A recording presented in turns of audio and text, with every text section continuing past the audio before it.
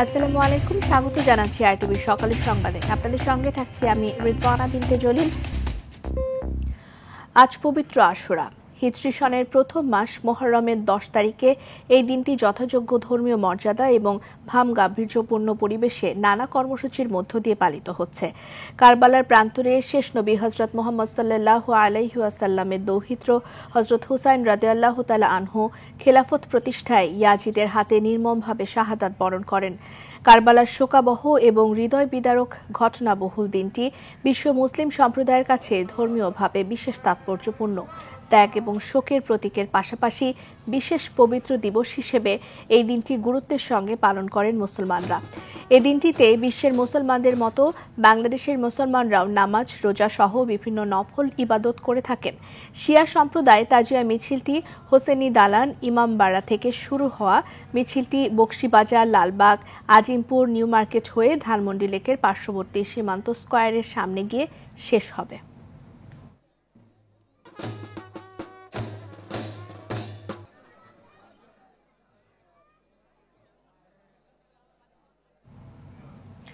দর্শক, এই মুহূর্তে রাজধানীর হোসনি দালান এলাকায় আছেন সহকর্মী জাহিদ রহমান। সেখান থেকে সরাসরি যোগ দিচ্ছেন তিনি।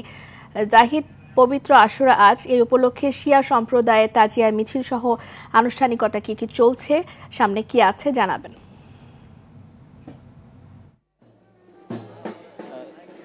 আজকের দিনটি যে বিশেষ তাৎপর্যপূর্ণ মুসলিম সম্প্রদায়ের জন্য। আপনি জানেন যে এই দিনটিকে ঘিরে ইসলামের অনেক নিদর্শন রয়েছে এবং বিশেষ করে আজকের এই দিনটি, এখন যে মুহূর্তে আমি দাঁড়িয়ে আছি হোসনি দালান এলাকায়, হযরত হোসেন রাদিয়াল্লাহু যে নিহত হয়েছিলেন, শাহাদাত বরণ করেছিলেন কারবালার প্রান্তরে, তার স্মরণে এখান থেকে প্রতিবারের মতো তাজিয়া মিছিল বের হয়। এখানে শিয়া সম্প্রদায় যারা রয়েছেন তারা এই তাজিয়া মিছিলটিকে আনুষ্ঠানিকতার মধ্য দিয়ে সম্মান প্রদর্শন পূর্বক এখানে তারা মিছিলটি বের করেন এবং এই মিছিলটি বকশীবাজার হয়ে নিউ মার্কেট হয়ে তারপরে যে প্রদক্ষিণ করবে রাজধানীর বিভিন্ন সড়কগুলোতে। এবং বিশেষ করে এই মিছিলটি হোসনি দালানের যে আয়োজন আপনি দেখতে পাচ্ছেন, ইতিমধ্যে আমি যদি আপনাকে দেখাই যে ইতিমধ্যেই তারা এখানে উপস্থিত হয়েছেন, এখানে যারা রয়েছেন, এবং মিছিলের জন্য আনুষ্ঠানিকতা যেগুলো রয়েছে তারা কিছুক্ষণের মধ্যেই এই মিছিলটি তারা শুরু করবেন। এবং এই মিছিলকে কেন্দ্র করে আইন শৃঙ্খলা রক্ষাকারী বাহিনীর পক্ষ থেকে সর্বোচ্চ সতর্কতা অবলম্বন করা হয়েছে এবং বিশেষ করে আতশবাজি, ছুরি, কাঁচি, এই ধরনের আগ্নেয়াস্ত্র যেগুলো রয়েছে সেগুলোকে বহন করা নিষিদ্ধ ঘোষণা করা হয়েছে। আপনারা দেখতে পাচ্ছেন যে এখানে নারী, পুরুষ, শিশু এবং যারা প্রবীণ রয়েছেন তারা সবাই এখানে অপেক্ষা করছেন তাজিয়া মিছিলটিতে অংশগ্রহণ করার জন্য। এবং আমরা যদি একজনের সাথে কথা বলতে চাই এখানে যে এই মিছিলটিকে কেন্দ্র করে আপনাদের এই আয়োজনটা কিভাবে সম্পন্ন হবে আজকে? আজকে শেষ হবে আপনার গিয়া ওই জিগাতলা গিয়ে শেষ করবো। ইমাম হোসেনের নামে যে শোক মিছিল, শোক মাতাম আমরা করে যাব। এখানে থাকছে দুলদুল থাকছে, ইমাম হোসেন হাসানের নামে শোক মিছিল হবে আর শোক মাতাম হবে আর কি। জি করতেছে, ওনারা সামনে থাকবে, ওনারা পিছনে থাকবেন, ওনারা সামনে থাকবে, আমরা পিছনে পিছনে যাব। আমরা শুনছিলাম যে এই মিছিলকে কেন্দ্র করে তাদের যে প্রস্তুতি এবং যেটি তারা শেষ করবেন সবকিছু মিলিয়ে তারা খুব শ্রদ্ধার সাথে আজকের দিনটি তারা স্মরণ করতে চাচ্ছেন। রেদওয়ানা। জাহিদ, ধন্যবাদ আপনাকে। এই মুহূর্তে রাজধানীর মোহাম্মদপুর এলাকায় আছেন আরেক সহকর্মী জিএম মাহমুদ। সেখান থেকে সরাসরি যুক্ত হচ্ছেন তিনি। মাহমুদ, তাজিয়া মিছিল সহ আনুষ্ঠানিকতা সর্বশেষ অবস্থা এবং নিরাপত্তা ব্যবস্থা সেখানে কেমন, আনুষ্ঠানিক বিষয় একটু জানতে চাই। পবিত্র আশুরা উদযাপনের অংশ হিসেবে মোহাম্মদপুরের শিয়া মসজিদ থেকে এই মিছিলটি সকাল 9:30টায় বের হয়ে এই মুহূর্তে নূরজাহান রোডের অবস্থান করছে। এই মিছিলটির গন্তব্য হচ্ছে প্রধানমন্ত্রীর যে কার্যালয় তেজগাঁও, এদিকেই যাবে। এখানে দেখতেই পাচ্ছেন কালো পোশাক পরে এবং কালো পতাকা নিয়ে আসলে এই তাজিয়া মিছিলটি আসলে ওনারা উদযাপন করছেন। জানেন যে মুসলমানের শিয়া সম্প্রদায়ের খুবই একটি তাৎপর্যপূর্ণ আচার অনুষ্ঠান হচ্ছে এই তাজিয়া মিছিল। এই মুহূর্তে তারা কিন্তু কালো পোশাক পরে এই পবিত্র আশুরা উদযাপন করছেন। বিশেষ করে আসলে হযরত মুহাম্মদ সাল্লাল্লাহু আলাইহি ওয়াসাল্লামের দৌহিত্র ইমাম হোসাইন রাদিয়াল্লাহু তাআলা আনহু আসলে এই মহরমের 10 তারিখে কারবালার প্রান্তরে শহীদ হন এবং সেই বিয়োগান্তক বিষয়টিকে আসলে এখানে বিশেষ করে তুলে ধরা হয় এই তাজিয়া মিছিলে। একই সাথে কিন্তু এই মহরমের 10 তারিখ এটি মুসলমানদের জন্য এবং ইসলামের জন্য অত্যন্ত গুরুত্বপূর্ণ একটি তারিখ এবং সেই উপলক্ষে কিন্তু শুধু এই তাজিয়া মিছিলই নয় বা আরও ধর্মীয় নানা আচার অনুষ্ঠান কিন্তু এদিন আয়োজিত হয়ে থাকে। এই তাজিয়া মিছিলকে কেন্দ্র করে কিন্তু আইন শৃঙ্খলা রক্ষাকারী বাহিনীর যথেষ্ট তৎপরতা আমরা দেখেছি, যদিও ডিএমপি থেকেও বেশ কিছু নির্দেশনা রয়েছে এবং মিছিলটি যাতে সুন্দরভাবে সম্পন্ন হয় এবং ধর্মীয় আচার অনুষ্ঠান মেনে এইসব বিষয়গুলোই আসলে নির্দেশনায় রয়েছে। এই মুহূর্তে দেখছেন আসলে অসংখ্য শিয়া সম্প্রদায়ের মানুষ এই মিছিলে অংশ নিয়েছে এবং সুন্নি সম্প্রদায়ের মুসলমানরাও কিন্তু এখানে অংশ নিয়েছে, আমরা এমনটি জেনেছি। তো এই মিছিলটি তেজগাঁয়ে যে শেষ হবে এবং আমরা রয়েছি মিছিলের সাথে, আমরা পরবর্তী আসলে গন্তব্য এবং অবস্থান সম্বন্ধে জানাতে পারবো নিশ্চয়ই। মাহমুদ, ধন্যবাদ আপনাকে। গেল 24 ঘন্টায় সারা দেশে করোনায় একজনের মৃত্যু হয়েছে। এ সময় শনাক্ত হয়েছে 629 জন। আর এবছরে করোনায় মৃতের সংখ্যা 24 জন। একই সময়ে সারা দেশে প্রাণঘাতী এডিস মশার কামড়ে ডেঙ্গু জ্বরে আক্রান্ত হয়ে হাসপাতালে ভর্তি হয়েছেন 294 জন। স্বাস্থ্য অধিদপ্তরের বিজ্ঞপ্তিতে বলা হয়েছে আক্রান্তদের মধ্যে 126 জন বরিশালের, চট্টগ্রামের 27 জন, সিটি কর্পোরেশনের বাইরে ঢাকা জেলায় 23 জন এবং ঢাকা দক্ষিণ সিটিতে 48 আর উত্তর সিটি কর্পোরেশনে 31 জন। এবছর মোট মৃতের সংখ্যা 45 জন।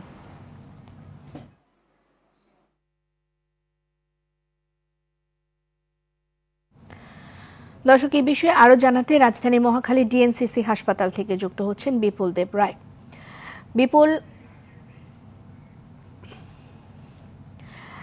বিপুল, ডেঙ্গু যেভাবে বাড়ছে সেই সাথে করোনা রোগীর চাপও অনেক বেশি, তো হাসপাতালে কি অবস্থা, চিকিৎসকরা কি বলছেন?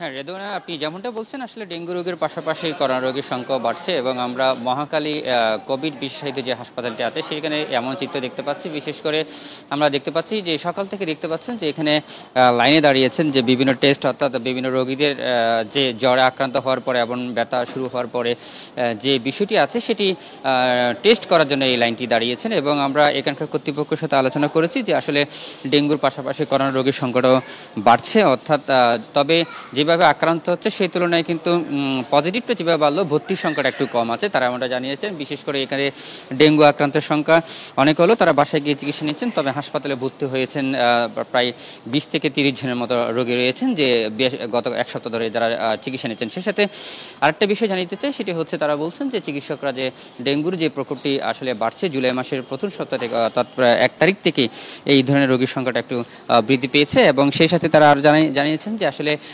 মশা নিধনের যে বিষয়টি সেটি কার্যকর পদক্ষেপ গ্রহণ করা না হলে কিন্তু এই মৌসুমটাতে অর্থাৎ বর্ষার যে মৌসুমটা সেটা এই ক্ষেত্রে এই সময় কিন্তু ডেঙ্গু রোগীর যে সংখ্যাটা সেটা বৃদ্ধি পেতে পারে এবং তারা বলছেন যে আসলে আতঙ্কিত না হয়ে যারা রোগী রয়েছেন তারা যাতে দ্রুত সময়ের মধ্যে চিকিৎসকের পরামর্শ নেন এবং পরামর্শ নেওয়ার আর পাশাপাশি বিশেষ করে শিশু এবং বৃদ্ধা যারা রয়েছেন, মহিলা এবং বয়স্ক যারা লোক রয়েছেন তাদের ক্ষেত্রে কিন্তু একটু তারা বাড়তি সতর্কতা প্রয়োজন আছে বলে তারা এমনটা জানিয়েছেন। সেই সাথে করোনা রোগীর যে সংখ্যাটি সেটিও কিন্তু বৃদ্ধি পাচ্ছে। আমরা বিভিন্ন হাসপাতালগুলোর চিত্র দেখতে পেয়েছি যে প্রতিদিনই সংখ্যা বাড়ছে এবং জ্বর এবং সারা শরীরে বিভিন্ন সিনড্রোম নিয়ে করোনার তারা টেস্ট করতে আসছেন এবং সেই সাথে অন্যান্য যে হাসপাতালগুলো রয়েছে সেখানেও আমরা কিন্তু এই রোগীর চাপটি দেখতে পেয়েছি। সেই সাথে শুধু করোনার মাত্র নয়, সেক্ষেত্রে আমরা দেখতে পাচ্ছি চিকুনগুনিয়ার যে বিষয়টি সেটিও কিন্তু পাওয়া যাচ্ছে, এমনটা আমাদেরকে জানিয়েছেন চিকিৎসকরা। বলছেন যে আসলে এই 3টি রোগের, বিশেষ করে করোনা, ডেঙ্গু এবং চিকুনগুনিয়া 3টি রোগের লক্ষণ কিন্তু একই হওয়ার কারণে একটু ব্যাক পেতে হচ্ছে, অর্থাৎ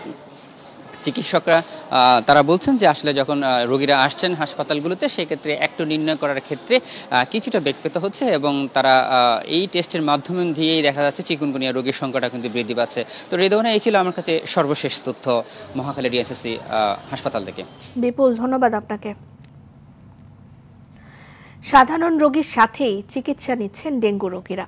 রোগীর চাপ বাড়াতে মশারি টাঙানোরও বালাই নেই, সাথে বিদ্যুতের সমস্যা তো আছেই। এ বিষয়ে আরো জানাতে বরিশাল থেকে সরাসরি যুক্ত হচ্ছেন আরেক সহকর্মী আরিফুল ইসলাম। আরিফ, শুনতে পাচ্ছেন আশা করি। আরিফ, এই যে ডেঙ্গুর প্রকোপ বরিশালে অন্যান্য এলাকার তুলনায় অনেক বেশি, সেই সাথে মশারি টানানো হচ্ছে না, স্বাস্থ্য ঝুঁকি বেড়ে যাচ্ছে সাধারণ যারা রোগী আছেন, তো এই অবহেলার পিছনে কারণ কি? হাসপাতাল কর্তৃপক্ষের বক্তব্য কি?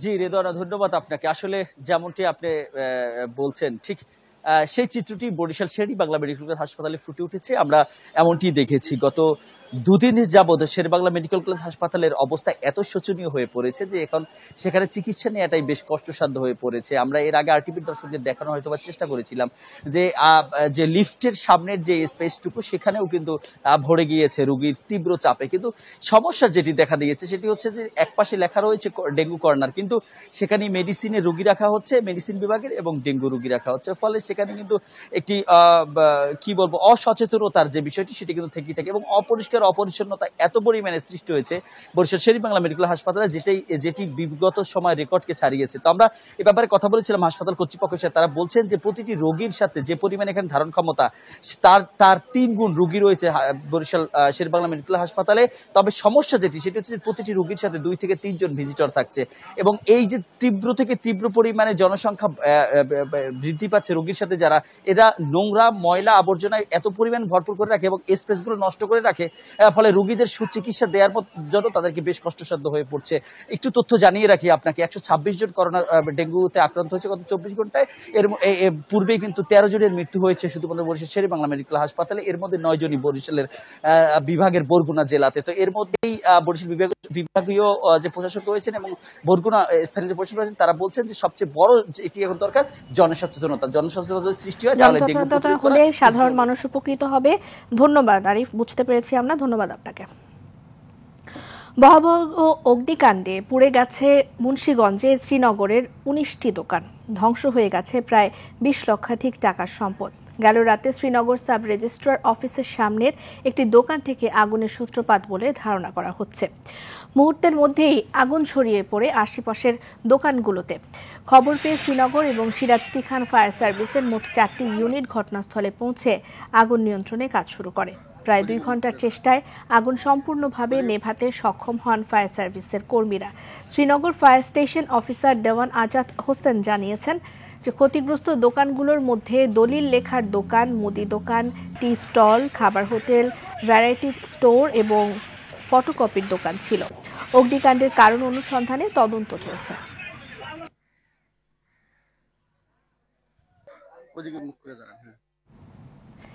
ডিজিটাল প্রযুক্তিতে দেশ এগিয়ে গেল, বৈদ্যুতিক লাইন, ইন্টারনেট এবং কেবল টিভির সংযোগ লাইন এখনও রয়ে গেছে পুরনো অবস্থায়। চট্টগ্রামের সড়কের পাশে থাকা বিদ্যুতের খুঁটিতে এসব তার ঝুলছে পাখির বাসার মতো। এতে একদিকে সৌন্দর্য হারাচ্ছে নগরী, অন্যদিকে তৈরি হয়েছে বিপজ্জনক পরিস্থিতির। সাইফুল মাহমুদের রিপোর্ট, জানাচ্ছেন লামিয়া তানজিন মাহমুদ। চট্টগ্রাম নগর জুড়ে এখন তারের জঞ্জাল। বিদ্যুতের খুঁটিতে জালের মতো জট পাকিয়ে আছে তার। এগুলো কোনো সংস্থার নাকি কোনো কাজের, সাধারণভাবে তা বোঝার উপায় নেই। প্রায় সময় তারগুলো থেকে অগ্নিকাণ্ডের ঘটনাও বিরল নয়। নগরবাসীর আশঙ্কা, যে কোনো সময় বড় রকমের দুর্ঘটনা ঘটতে পারে শহরে। অপরিকল্পিত ও সমন্বয়হীনভাবে সম্প্রসারিত বিভিন্ন সেবা সংস্থার ঝুলন্ত তারের কারণে প্রায় বিভিন্ন দুর্ঘটনা ঘটছে। মূল সড়ক ও অভ্যন্তরীণ সড়কের পাশে বিভিন্ন সরকারি বেসরকারি বাণিজ্যিক সংস্থার অফিস রয়েছে। সড়কের বিদ্যুতের খুঁটির মাধ্যমে এসব অফিসে ইন্টারনেট লাইন, কেবল লাইন, টেলিফোন সংযোগের তার টানা হয়েছে। এগুলো যেভাবে রাখতেছে এগুলো তো একটা পাখির বাসার মতো। বিকৃত এলোপাতাড়ি ভাবে যে তারগুলো ছড়ে রয়েছে, এটা শহরের সৌন্দর্য নষ্ট হয়েছে।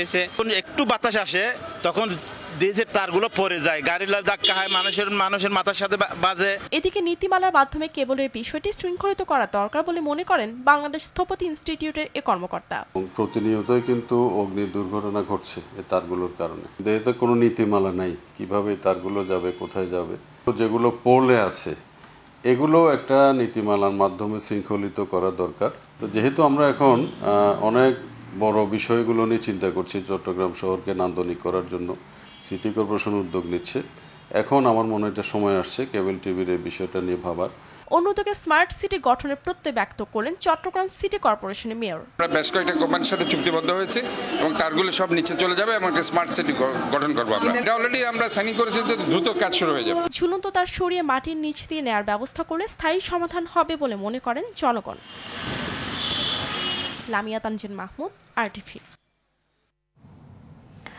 জয়পুরহাটে চিরি নদীর ওপর সেতু নির্মাণে অনিয়মের অভিযোগ উঠেছে ঠিকাদারের বিরুদ্ধে। 1 বছরেই ওই সেতুটি দেবে যাওয়া সহ বিভিন্ন অংশে ফাটল ধরেছে। এতে আশঙ্কা রয়েছে যে কোনো সময় দুর্ঘটনা ঘটার। চরম ঝুঁকির মধ্যে চলাচল করছেন হাজার হাজার মানুষ। জয়পুরহাট প্রতিনিধি রাশিদুজ্জামানের পাঠানো তথ্যচিত্রে জানাচ্ছেন সাকিব আল হাসান। 2024 সালের মার্চ মাসে 72,73,000 টাকা বরাদ্দে জয়পুরহাট সদর উপজেলার উত্তর জয়পুরে চিরি নদীর উপর ব্রিজটির নির্মাণ কাজ শুরু করে ঠিকাদারি প্রতিষ্ঠান রফিক অ্যান্ড মিম ব্রাদার্স। একই বছরের জুন মাসে শেষ হয় ব্রিজটির নির্মাণ কাজ। হস্তান্তর করা হয় বরেন্দ্র বহুমুখী উন্নয়ন কর্তৃপক্ষকে। কিন্তু বছর না যেতেই 65 ফুট দৈর্ঘ্যের এই ব্রিজের বিভিন্ন স্থানে ফাটল দেখা দিয়েছে। 2 প্রান্তে বালুমাটির ওপর সংযোগ স্থাপন করায় ডেবে গেছে সংযোগস্থল। স্থানীয়রা বলছেন, নির্মাণের সময় নিম্নমানের সরঞ্জাম ব্যবহার করায় অনেকে অভিযোগ জানালেও কোনো ধরনের তোয়াক্কা করেনি ঠিকাদারি প্রতিষ্ঠান সহ বরেন্দ্র বহুমুখী উন্নয়ন কর্তৃপক্ষ। সব গ্রামের মানুষ সবাই বলেছে, কিন্তু ওরা কাজ করেনি। এখন ঝুঁকিপূর্ণ অবস্থায় আছে। এখন এপারের লোক যাতে ভয় করে, ও পারের লোক আসতে এখন বর্তমান ভয় করে। বরাদ্দের কেবল 45 লাখ টাকা পেয়েছে ঠিকাদারি প্রতিষ্ঠান। আরও টাকা বকেয়া রয়েছে বলে জানায় তারা। বালুমাটিতে ওখানে ব্রিজটা করা উচিত হয়নি, এই অভিজ্ঞতা আমাদেরও ছিল না, মনে এই অভিজ্ঞতা ছিল না। ওদের বক্তব্য হলো যে আপনারা গোটা ব্রিজ ভেঙে নতুন করে করেছেন, ওখানে বিল নিয়েছে আমি 45 লাখ টাকা, আরো কিছু বিল পাবো। এদিকে অনিয়মের অভিযোগ এনে ঠিকাদারের বিরুদ্ধে আইনানুগ ব্যবস্থা নেওয়া হবে বললেন বরেন্দ্র বহুমুখী উন্নয়ন কর্তৃপক্ষের এ নির্বাহী। আমাদের উচ্চ পর্যায়ে একটি কমিটি যে ডিজাইন করে দিবেন এবং সেই অনুসারে এখানে ত্রুটিটা সংশোধন করা হবে। যদি কারো কোনো গাফিলতি থাকে যথাযথ প্রমাণ সাপেক্ষে আইনগত ব্যবস্থা নেওয়া হবে, এ বিষয়ে কাউকে কোনো ছাড় দেওয়া হবে না। নদীর 2 প্রান্তের মানুষের যোগাযোগের গুরুত্বপূর্ণ এই ব্রিজের সংস্কার ও অর্থ আত্মসাতে জড়িতদের বিরুদ্ধে ব্যবস্থা নেওয়ার দাবি এলাকাবাসীর। সাকিব আল হাসান, RTV।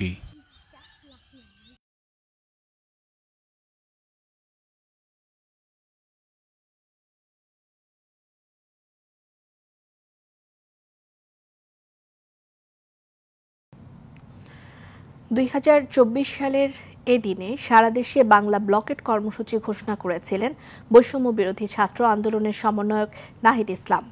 বলেন, এই আন্দোলন শুধু শাহবাগে নয়, আগামীকাল বিকেল 3টা থেকে শাহবাগ, নীলক্ষেত, মতিঝিল, চানখারপুল, সায়েন্স ল্যাব সহ প্রতিটি পয়েন্টে শিক্ষার্থীরা নেমে আসবেন এবং বাংলা ব্লকেট কর্মসূচি সফল করবেন।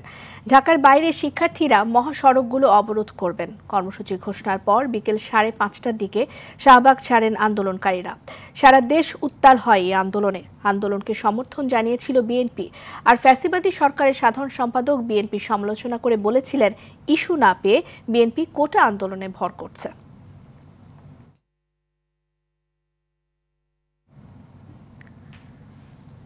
এদিকে জুলাই গণ অভ্যুত্থানে প্রত্যক্ষভাবে অংশগ্রহণ করে রাজধানীর পাশের জেলা নারায়ণগঞ্জের জনসাধারণ রুখে দাঁড়ায় প্রভাবশালী আওয়ামী সরকারের স্বৈরশাসনের বিরুদ্ধে। মানুষের স্বতঃস্ফূর্ত অংশগ্রহণের মূল কারণ ছিল সরকারের দমনপীড়ন, সীমাহীন দুর্নীতি আর গুম খুনের অবসান ঘটানো। গণ অভ্যুত্থানের বর্ষপূর্তিতে কতটুকু বদলেছে নারায়ণগঞ্জবাসীর জীবন? নারায়ণগঞ্জ থেকে মোহাম্মদ শাহাদাত হোসেন স্বপনের পাঠানো তথ্যচিত্রে আরও জানাচ্ছেন আব্দুল হামিদ। হাঁটছেন খুঁড়িয়ে খুঁড়িয়ে, লাঠি ছাড়া চলাফেরার শক্তিটুকুও হারিয়েছেন। বলছি নারায়ণগঞ্জের সিদ্ধিরগঞ্জ থানার মুক্তিনগর এলাকার বাসিন্দা রুহুল আমিনের কথা।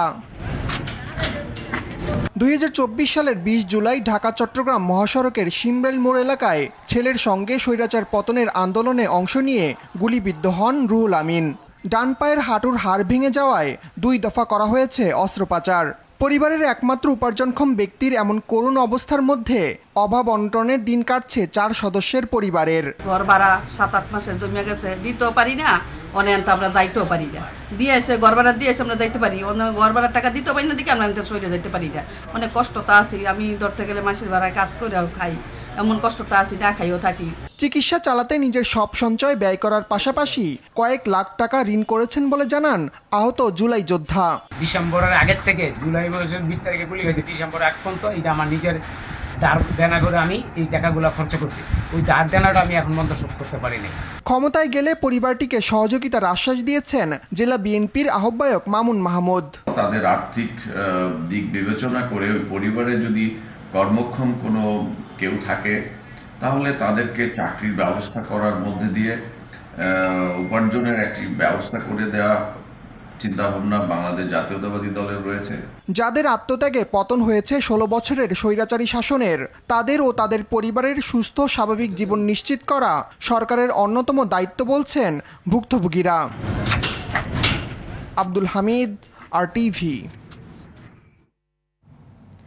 সময় হলো হাইসেন্স সংবাদ বিরতির, ফিরে এসে থাকছে।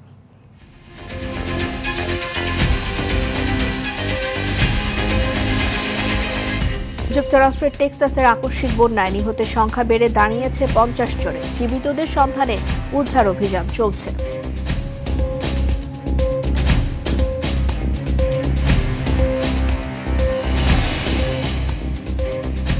এবং বায়ার্ন মিউনিখকে হারিয়ে ক্লাব বিশ্বকাপের সেমিফাইনাল নিশ্চিত করল পিএসজি।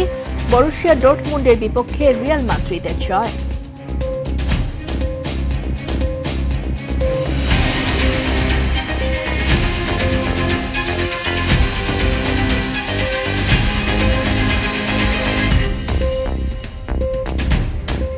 বিরতির পর আবারও আমন্ত্রণ জানাচ্ছি রিদওয়ানা বিনতে Jolly.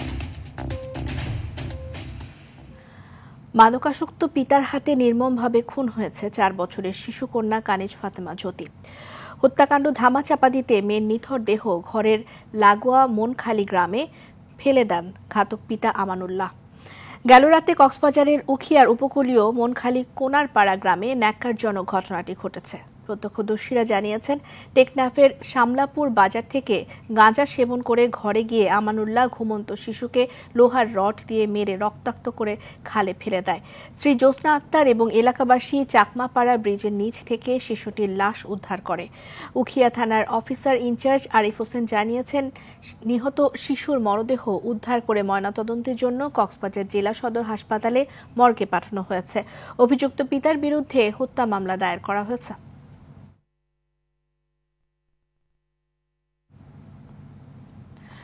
আরটিভির video editor in charge Mohammad Yunus হিমেলের পিতা মোহাম্মদ সিরাজুল হক ইন্তেকাল করেছেন। ইন্না লিল্লাহি ওয়া ইন্না ইলাইহি রাজিউন। রবিবার ভোরে বাংলাদেশ মেডিকেল বিশ্ববিদ্যালয়ে চিকিৎসাধীন অবস্থায় শেষ নিঃশ্বাস ত্যাগ করেন তিনি। ৭৭ বছর বয়সী সিরাজুল হক বার্ধক্যজনিত কারণে অসুস্থ হয়ে বেশ কিছুদিন ধরে চিকিৎসাধীন ছিলেন। তিনি মৃত্যুকালে 4 ছেলে এবং 2 মেয়ে রেখে গেছেন। নোয়াখালীর সোনাইমুড়ির নাটেশ্বরে নিজ বাড়িতে বাদ আসর জানাজা শেষে পারিবারিক কবরস্থানে তাকে দাফন করা হবে। আইডিএলসি পরিবর্তনের পথে বাংলাদেশ। বিদায়ী অর্থবছরে দেশের রেকর্ড $30.32 বিলিয়ন রেমিটেন্স এসেছে, যা গত অর্থবছরের তুলনায় 26.8% বেশি। আগের অর্থবছরে রেমিটেন্স এসেছিল $23,912 মিলিয়ন। বাংলাদেশ ব্যাংকের সর্বশেষ হালনাগাদকৃত তথ্য অনুযায়ী শুধু জুন মাসে রেমিটেন্স এসেছে $2,818 মিলিয়ন। অর্থনীতিবিদরা বলছেন, হুন্ডি রোধে সরকারের সক্রিয় উদ্যোগ, বৈধ চ্যানেলে রেমিটেন্স পাঠানোর ক্ষেত্রে নগদ প্রণোদনা অব্যাহত রাখা, ব্যাংকিং চ্যানেলে সহজ করা এবং মধ্যপ্রাচ্য সহ বিভিন্ন দেশে কর্মসংস্থান বৃদ্ধির ফলে রেমিটেন্স প্রবাহে এই উল্লম্ফন দেখা যাচ্ছে। বিশ্লেষকদের মতে, ঊর্ধ্বমুখী রেমিটেন্স প্রবাহ দেশের বৈদেশিক মুদ্রার রিজার্ভকে সহনীয় পর্যায়ে রাখতে সাহায্য করবে।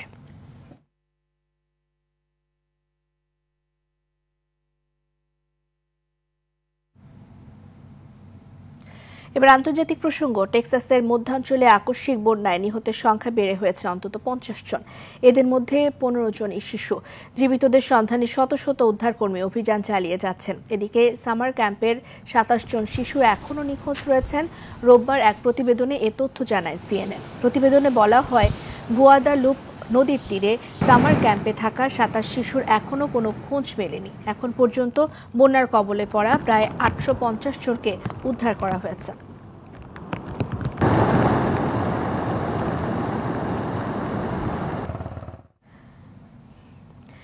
এদিকে পাকিস্তানের করাচিতে 5তলা একটি আবাসিক ভবন ধসে পড়ার ঘটনায় মৃতের সংখ্যা বেড়ে দাঁড়িয়েছে 21 জনে। এখনও জীবিতদের খোঁজে উদ্ধার অভিযান চালিয়ে যাচ্ছে উদ্ধারকারীরা। এক প্রতিবেদনে তথ্য জানায় খালিজ টাইমস। শুক্রবার স্থানীয় সময় সকাল 10টার কিছু পর করাচির লিয়ারি এলাকায় ভবনটি ধসে পড়ে। ওই এলাকায় প্রায় 20টি পরিবার ভবনটিতে বসবাস করছিল বলে জানা গেছে। এদিকে ভবনটি আগে থেকেই ঝুঁকিপূর্ণ বলে জানিয়েছে দেশটির সিন্ধ প্রদেশের সরকার। পাশাপাশি ঘটনা তদন্তে উচ্চ পর্যায়ে তদন্ত কমিটিও গঠন করা হয়েছে।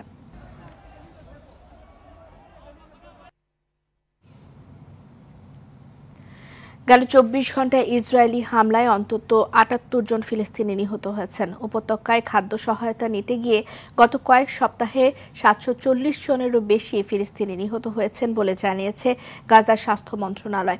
এক প্রতিবেদনে এ তথ্য জানায় আল জাজিরা। এদিকে গাজায় ভয়াবহ হত্যাযজ্ঞের মধ্যেই শুরু হচ্ছে যুদ্ধবিরতি আলোচনা।